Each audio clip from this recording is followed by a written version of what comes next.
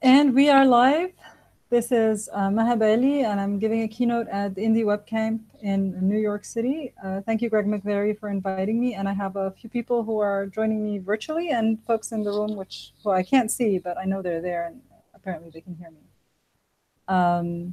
So I'm going to introduce myself and share some slides right now, but I'm also going to ask folks who are listening to participate. So folks in the room, you can participate through the Indie Web Chat channel. And folks who are with me in the virtual room on Google Hangouts, you can also participate orally or in the chat on the side. So first, just let me share my screen.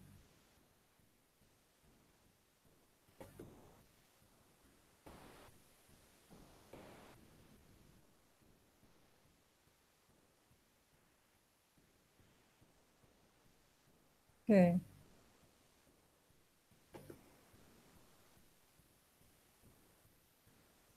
Is this working? Everybody see the slides? Can someone who's in the room tell me?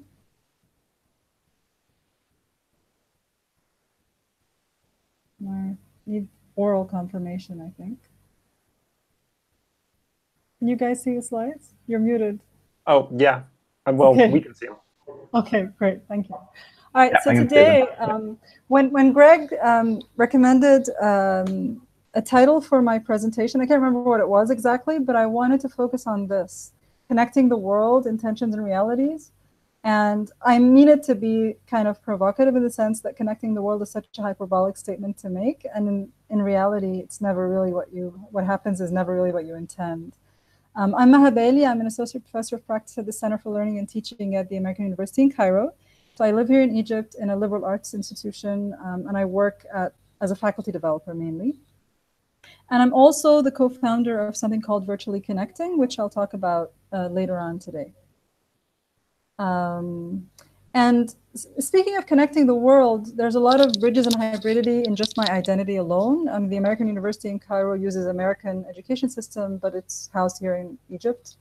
Virtually Connecting is all about connecting people who are in one place together with people who are remote who couldn't be there. Equity Unbound, a project I'm going to talk about in a second, is about connecting folks across the world, but with an equity focus. And I have a very strong online life that intersects with my face-to-face. So I'm a pretty hybrid person as well. And this is who I am online. This is me on Twitter and my blog. A few years ago, I wrote an article for the journal Hybrid Pedagogy. Don't know if any of you have read it, but it's a really good journal. And the article was about critical pedagogy, intentions, and realities. So critical pedagogy, a pedagogy focused on social justice and challenging the status quo. And there's a lot of academics who write about this and about empowerment and liberation, but a lot of it, when you try to apply it in practice, fails. And sometimes it fails because the theory is just so difficult to achieve, and sometimes the theory doesn't tell you how to go about it, and when you go and apply it in a particular context, it doesn't work the same way the author of that article said it would work in your own context. And so I'll just start with this image. I don't know if you guys follow soccer, what you guys in the US call soccer, we call football. There was, at the World Cup, an Egyptian goalkeeper declined a Budweiser-sponsored Man of the Match trophy. Does anybody know why that might happen? You can use the Indie Web Chat, or you can... You want to move my mic farther away? I can't really move my mic farther away, to be honest. I saw a note from Greg that I should move my mic farther away. I don't know how to do that right now. Does anyone know why that goalkeeper might turn down that prize? Anyone guess? Okay, so someone said because he doesn't drink or doesn't want to advocate drinking, or he's Muslim and therefore drinking is a religious matter. Yep. So because he's Muslim and drinking is a religious matter. And the trick part here is that in Islam, for very religious Muslims, it's not just that he shouldn't drink, but he shouldn't be in the vicinity of anyone who drinks or in a company that drinks, that produces alcohol and so on. So yeah, so that award was not a gift to him. It's supposed to be a gift, but it's not. It's kind of offensive to him to get a gift like that. So I'm pretty sure the intentions were pretty good, but the end result was not really very good. And this is not obviously an altruistic type of thing. This is promotion, right? But a lot of us, when we're trying to really be doing something helpful, might end up being harmful instead. And so if you guys have a short story of something like that that you'd like to share, could you share it in the chat? I noticed that the chat doesn't allow you to write very long sentences, so this might be a little bit difficult to do, but give it a try. And I also know that with me in the room, Joe Murphy, who's a friend of mine, is willing to share a story of his. So I'm going to leave it over to him to say something orally. Sure. So I'm Joe Murphy. I'm currently the director of the Center for Innovative Pedagogy at Kenyon College, and I used to be one of our library directors. And our good intention was to do more connection. It was to get better input from our faculty by establishing a set of advisory boards that were in the different disciplines, in the different divisions of the college. And basically, the bad outcome was that they worked in inverse relationship to the number of people at the meeting, which in retrospect is almost an obvious thing. But like the meeting of 5 or 6 people in the fine arts worked really well. The meeting of 8 people in the natural sciences worked relatively well. Our humanities and social science departments are really big, and we had a lot of people in the room, and those meetings didn't function nearly as positively, and we didn't necessarily communicate just what we were trying to accomplish as well as we might have. And as a result, it didn't play as an authentic, people didn't understand it as an authentic attempt to get feedback and engage with people. It felt kind of pro forma, and the meetings didn't all work the same way, and it just did not it didn't send the message or get the results that we wanted. And even though we were trying to do something that everybody says that's what library and technology organizations should do. Thank you, Joe. I think it's probably happened to a lot of us, something along those lines. Does anyone else in the room have something to share? Yeah. I'm looking online. Go ahead, Jack. Yeah, I don't know if this is the greatest one, but this is what's coming to mind. Is one of the first times I was teaching years ago, teaching undergraduate students how to use some kind of basic Flash stuff. And if you've ever used Flash, it's very much based on this kind of keyframe analogy that has a basis in a traditional animation. And I had just loved animation for my whole life. So started teaching this completely ignorantly, being like, oh, it's just like animation, and just had this, went on this whole, lesson that I had planned out, and of course completely fell flat because it was based on my very niche interest. And this is, I think, again, sort of obvious thing in hindsight, say, oh, of course it didn't work, but was an important lesson for me in trying to get in the perspective of my students. I also think that's also a very common thing that happens to a lot of us when I'm passionate about something, and you just assume that that passion is just going to help. Okay, I'm looking at the chat and I'm not seeing anything. Either people have very long stories or they can't think of one right now because I didn't give them as much time as you guys had. So I'm just going to move on and share my screen again and try to say a few stories. Now, I intentionally start with stories of things that I've personally been involved in. But then I'm going to move on to things that I haven't personally been involved in, and hope that folks won't mind that I'm critiquing their work as well. And honestly, I don't know who's in the room at all.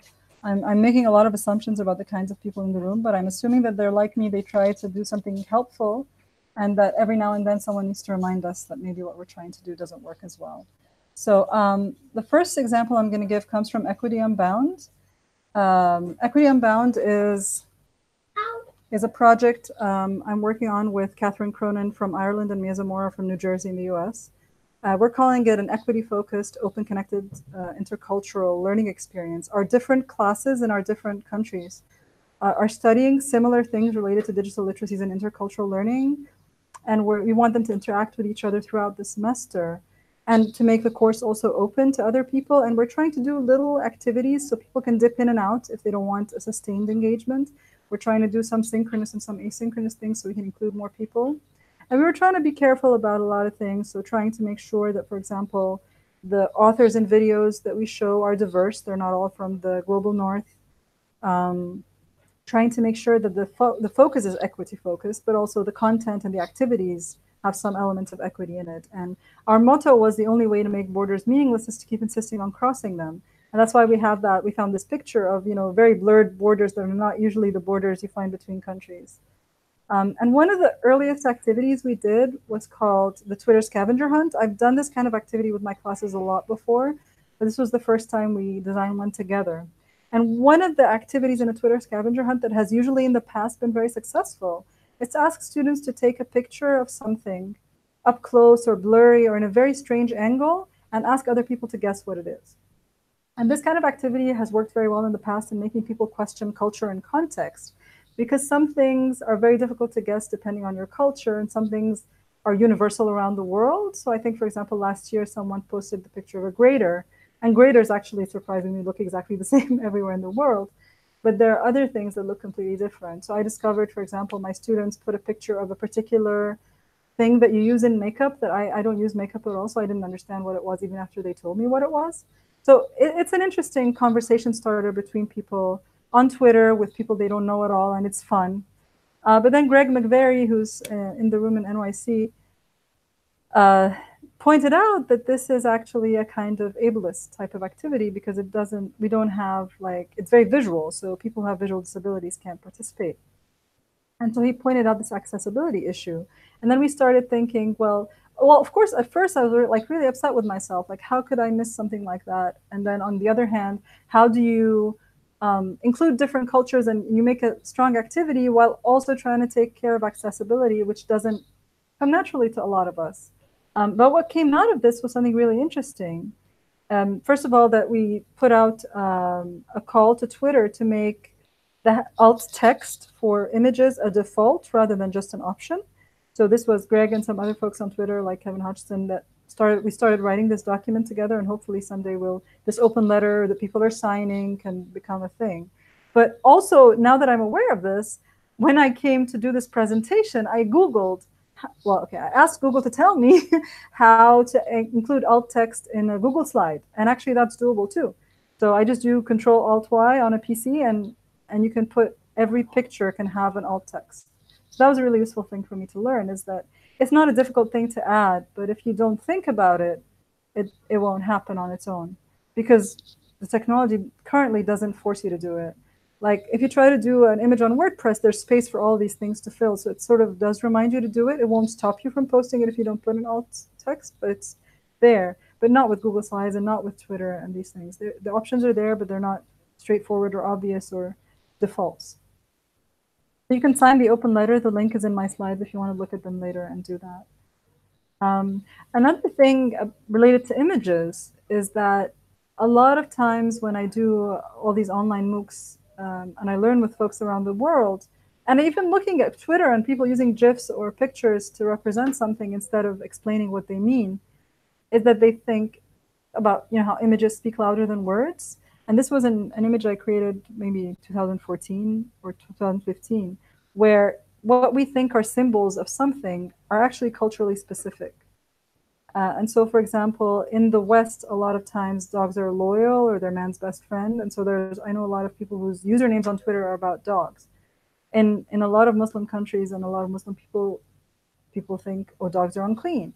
And then dogs are an insult in a lot of countries in the world, including the West, right? So what does it mean when you put a picture of a dog? Are you insulting someone? Are you saying they're loyal? Or what are you trying to say? Cows, in places like India, they are sacred.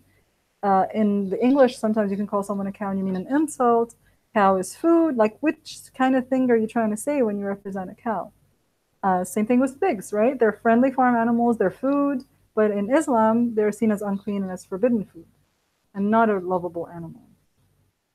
And I think, for example, I was shocked about the perception of pigeons in places like France, that it's perceived as unclean, whereas for us in Egypt, people can have pigeons as pets, and we eat pigeons, and I don't know which other countries eat pigeons. And you can go on forever with this, but it's always that we often think that we need to add images to things to make them more contextualized and to make them reach more people, but how do other people interpret the images that we post?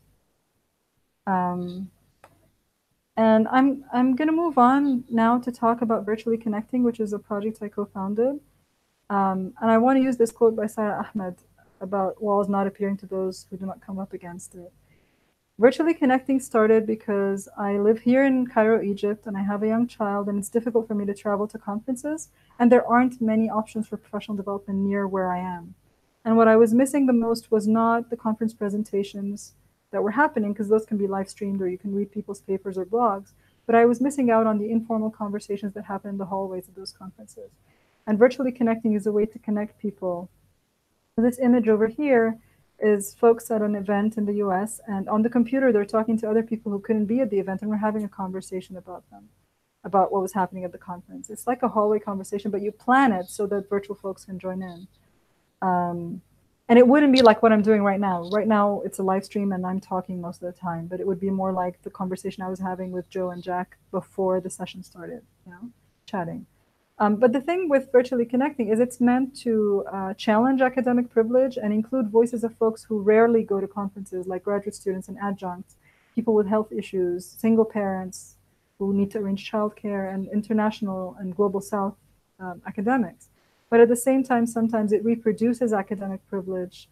And we've been told, for example, that certain people who are shy never get to participate. There are people at the conference who are marginal, and they don't get to even speak to keynote speakers, but we get to speak to them virtually. So we even take them away from the folks at the conference. And we're also told that sometimes we over amplify people who are already quite amplified. And so we've been trying to change that a little bit.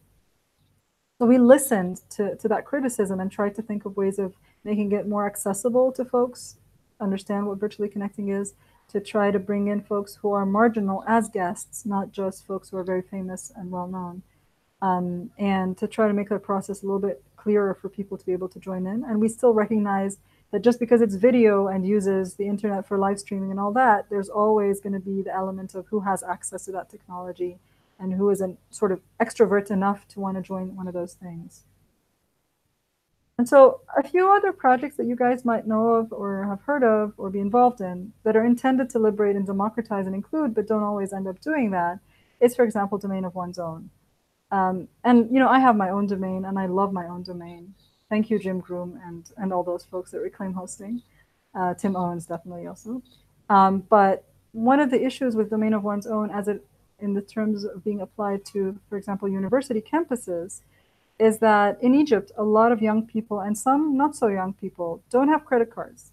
And so the concept of owning a domain, which requires you to have a credit card and to pay for it every single year, to pay for the renewal of the hosting and the renewal of the domain, if I gave my students a blog on a domain of their own while they're in college and then they graduate and they don't have a credit card to keep it up, I'm creating a problem here, and I'm sort of trying to tell them this is something valuable, but then I'm taking it away from them and they don't have the ability to keep it up. And those costs, I mean, I know a lot of friends in the US who have several domains that they own. And that drives me crazy because when I convert it to Egyptian money, it's quite a big number. And every now and then Egypt goes through financial crises and the credit card companies put weird restrictions. And so there's quite a few software that I pay for online that sometimes doesn't work for me anymore. So those kinds of things that seem like everyday nothing to you guys can be a really big deal to other folks. And sometimes giving someone something as a gift, like a domain of one's own while they're in college, makes them feel like something is important and needed, and they start to get used to it when they could have lived without it, but you started it going, and now you're going to have to take it away from them. So to me, that creates an issue. And so what I do with my own students is that they create blogs on WordPress, and then if they want, if they can afford, they can buy one later on their own. But I'm not going to get them started that way from the beginning. They need to make those decisions when it's right for them.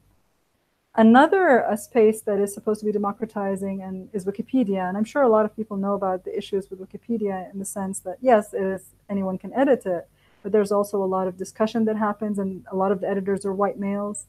And so there's definitely an imbalance of power in how gender is represented on Wikipedia. There's a lot of issues where there's a lot of aggression against certain women to be able to edit Wikipedia with certain points of view. But there's also on the other side some people who are doing feminist hackathons trying to improve the articles on female characters and female biographies on Wikipedia, for example. There's also the fact that Wikipedia sometimes reproduces power imbalances in history, for example. So I always give this example of, there was a war in 1973 in October between mainly Egypt and Israel. And the version of Wikipedia in English that tells this story is the Israeli version, and the version of Wikipedia in Arabic that tells the story is the Egyptian version. And they have the exact same facts, and they have completely different conclusions. And so if you only go to the English Wikipedia, which anyone can edit, but the majority and the power goes in a particular direction, you only get to see that side of the history. And if you go to the Arabic one and you don't speak English, you'll get to see that history. So there's still, those two versions exist, but not the same people are seeing both versions because Wikipedia only allows one version to be clear. The controversy is there in the back channel, but most people don't look at the back channel, they just look on the front page. And a lot of things related to open education are meant to do this, to democratize and to liberate, but a lot of the times they fail in practice. A lot of times because the people making the decisions are not the people who will benefit from them. And I think participation, like parity of participation, is one of the things that we need to work on in every project that we do where we're trying to be supportive of others, people who are different from ourselves. I use this image in my class, and I'm sure many of you have seen a version of it. And it's supposed to compare equality and equity. You may have seen a version of it where there were people trying to look at a baseball field, and one of my American friends told me the problem with it is it's looking at a baseball field. And I realized that most people here in Egypt, when they see that image, they don't actually realize what's on the other side of the fence because they've never seen a baseball field. So I like this one a little bit more because it has like an agricultural example and everyone's trying to reach an apple. And when I was creating the alt text for this image, it was kind of funny trying to describe it without putting my interpretation on the description. So this was an interesting thing to do, but I'm curious what people are thinking when they see this image, and I want to critique it. So I don't want to just say the image does that, because it does demonstrate a difference between equality and equity. But I also want to say that there's something missing in it. So what do folks think of this? I'm going to look at the chat. Low-hanging fruit, I like that one.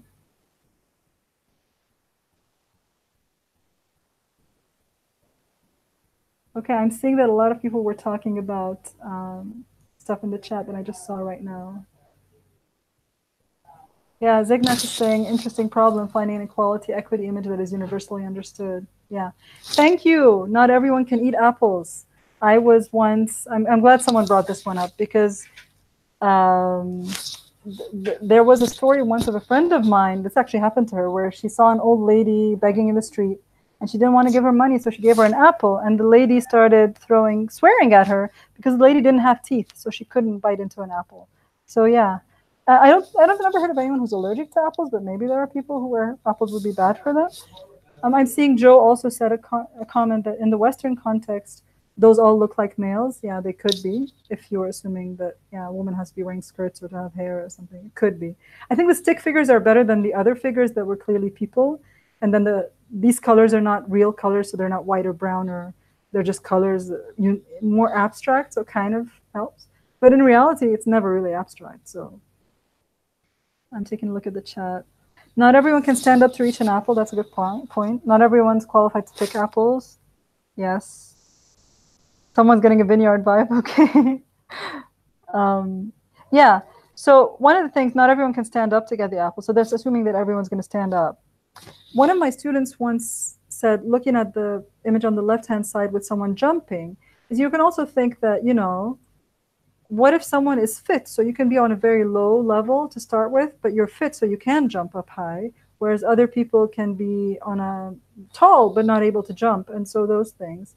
Obviously, the yellow guy is not even trying the first time around, and the second time they are. One of my students also once said, felt like this image removed agency. It assumed that the designer of the experience has to always give the person the access rather than let them figure it out on their own. So give them the resources, but let them choose what to do with it. It's not obvious in this chart, in this image, that didn't happen. But I think definitely, just for me, the main thing is who assumed that everyone wanted apples in the first place? And a lot of what happens with open education is like that.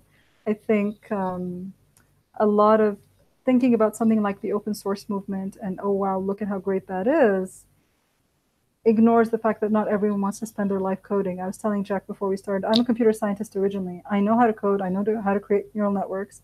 I haven't written code beyond very basic HTML, which I don't consider code really. since I graduated 17 years ago, because that's not how I want to spend my life, you know? So it does matter that things like Wikipedia now have a much easier interface to use, for example, because that does allow people who are less techie, who don't want to invest time learning markup or whatever other language that Wikipedia used to use, and makes it easier for people to participate and to feel like they're participating equally. Peter Molnar saying it's not the open source movement. I don't know what you're talking about, but I guess you're talking about Wikipedia not being the open source. But I'm just talking about techie things. And so I just want to say the work of inclusion is never done, and that I think it's useful to keep revisiting our intentions and our practices. And it's not easy. It's hard because you feel like you're working on this all the time and making so much effort, and there will always be someone that you missed out or something that you missed out, or we will keep doing the same. You might do the same thing over and over and it works well, and then one time it doesn't, and you realize that there were people that you couldn't include before. So thank you very much. I'm still here for a while if people have questions. I didn't understand everything that's in the text chat, but I'll try to respond later if we have to go offline. So I'll stop sharing the slides and come back to the session. Okay. Would anyone like to ask anything? I think I went over time. I'm sorry about that. Maha, thank you very much. I think it was, come on in, gentlemen. You guys here for the India webcam? Okay. So I wanted to thank you for coming in, and we can open it up for questions. Part of our goal is expanding Indie WebCamp out of just the global north. And so I think doing the outreach with you is the way to do it. And I, me personally, is I'm trying to trace that history of Indie WebCamp and all of our distributed online courses, because they both started around the exact same time. Actually, you could find old CCK, the Stephen Downes' first course. You can find that archived all over the web at about the exact same time. So there's a lot of crossover, and it was like two forks that I think we need to bring back together into the same road. So thank you very much. Any questions? Oh, and Maha, the next keynote speaker is actually the UX designer from the Wikipedia Foundation. So cool. Yeah. Cool. Any questions for anyone? All right. You're welcome to hang out in the chat as long as you want. The short sentences in Slack. That's that's IRC Slack bridge. That's like So you write really long. Yeah. I think that made it difficult for people to tell stories, though. Yeah. So we'll tell stories all from our blogs, and then they will also. Yeah. Sure. Tag me on those if you do that. Will do. All right, Maha. Thank you very much. Thank you so much. I'm going to go off the air now. Thank you, everybody. Bye. Bye. Thank you.